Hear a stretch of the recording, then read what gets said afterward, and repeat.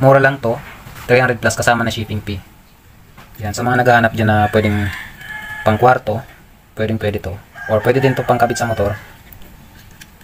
May Bluetooth na siya. At meron tong FM.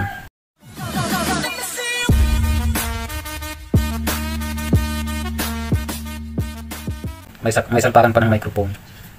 Tapos na-try ko na din to guys. Meron na siyang echo effect. Maganda din kantahan. Merong volume. Yan, 3 volt, tsaka bass. Pwede to sa 12 to 24 volts na DC. At sa AC naman, 110 to 240 volts. May salpakan ng USB. Tapos, memory card. At yung kasama naman sa box niya, ito.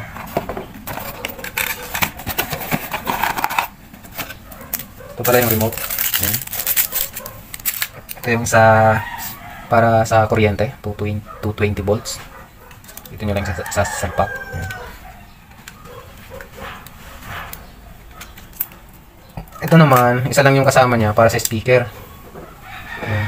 Dito to sa likod sa salpak. Itong isa sa Twitter, kaso yun nga, isa lang yung kasama niyang wire. So ang pwede nyo gawin dito, pwede nyo namang isama dito sa speaker, yung Twitter, kung meron kayong Twitter. Or kung gusto nyo, pwede nyo ihinang dito. Ito, para sa 12 volts na battery, ito yung kakabit nyo. Ayan, dito naman yan. Halimbawa, gagamitin nyo sa motor, pwede to.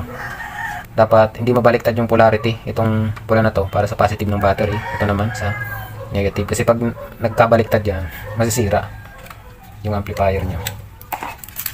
Yan. So, itong board amplifier na to guys, ano daw, 35 watts yung kaya nito. At nagandahan ko dito kasi tinry ko siyang kantahan. Maganda yung echo effect niya. Tsaka malakas din. So, hanggang dito na lang guys. Short video lang to. 300 plus. Mayroon ka ng ganitong mini board amplifier na pwedeng pang kwarto, pang bahay, tsaka pang kabit sa motor. Pwede na to. Itong wire pala to guys, para to sa FM. Antenna. Yan.